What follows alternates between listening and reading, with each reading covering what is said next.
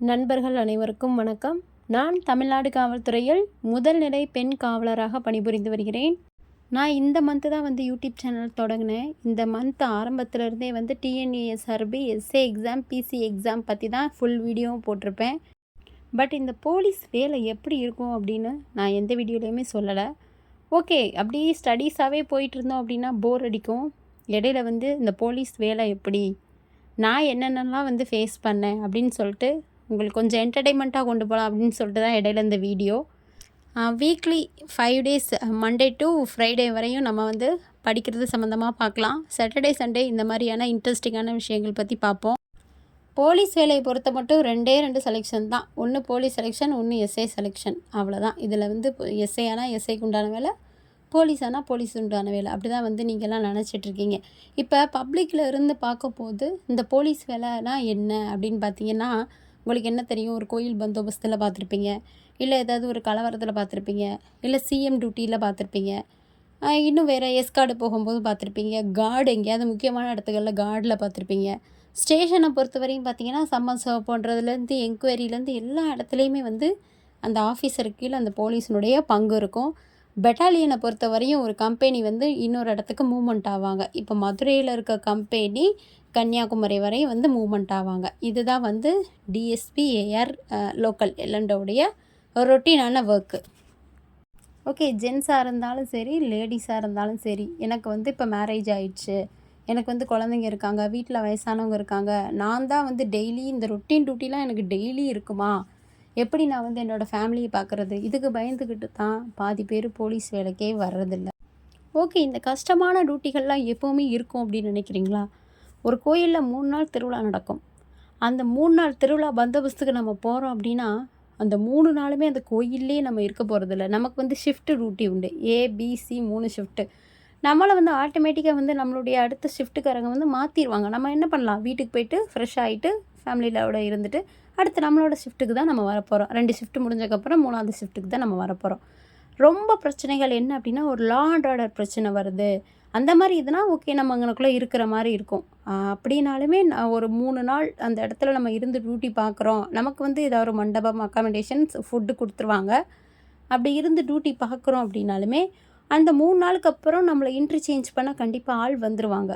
அதாவது வெளியிலேருந்து போலீஸ்காரங்க உங்ககிட்ட சொல்கிறதெல்லாம் சுத்த போய், நான் மட்டுமே கஷ்டப்பட்டு டியூட்டி பார்க்குறேன் அப்படின்லாம் சொல்கிறதெல்லாம் ஏற்றுக்க முடியாத ஒரு விஷயம். ஏன் அப்படின்னா கண்டிப்பாக அவங்களே ஃபோன் பண்ணி கேட்டுருவாங்க, என்ன நான் 3 நாளாக இருக்கேன், நீ டியூட்டி மாற்றி விடுங்க அப்படின்னு சொல்லிட்டு. நானாக இருந்தாலுமே அந்த மாதிரி போலீஸ் டிபார்ட்மெண்ட்டில் நிறைய விங் இருக்குது. ஏதாவது ஒரு கஷ்டமான சூழ்நிலை வரீங்க, நம்ம தான் ஃபேமிலி பார்த்துக்கணும் அப்படின்னா நீங்கள் கண்டிப்பாக கேட்டு உங்களுக்கு ஏற்ற டியூட்டி வாங்கிக்கிடலாம். அப்படிலாம் இல்லை, கழுத்தை பிடிச்சி வெளியே தள்ளி உன்னை கஷ்டப்படுத்துகிறவங்கலாம் இப்போலாம் கிடையவே கிடையாதுங்க. உண்மையிலே டிபார்ட்மெண்ட்டில் யார் சொல்கிற பொய்களையும் நம்பாதீங்க. அடுத்தடுத்த வீடியோவில் என்ன மாதிரியான விங், என்ன மாதிரியான டியூட்டிஸ்லாம் இருக்குது அப்படின்னு சொல்லிட்டு நம்ம பார்க்கலாம். அடுத்து போலீஸ் வேலைக்கு வந்துட்டு வேறு வேலைக்கு போக முடியுமா, அது உங்களோட கையில் தான் இருக்குது. ஒரு கார்டு 3 மணி நேரம் சென்ட்ரி பார்த்துட்டு 6 மணி நேரம் சும்மா தான் தூங்குவோம், கண்டிப்பாக படிக்கலாமே.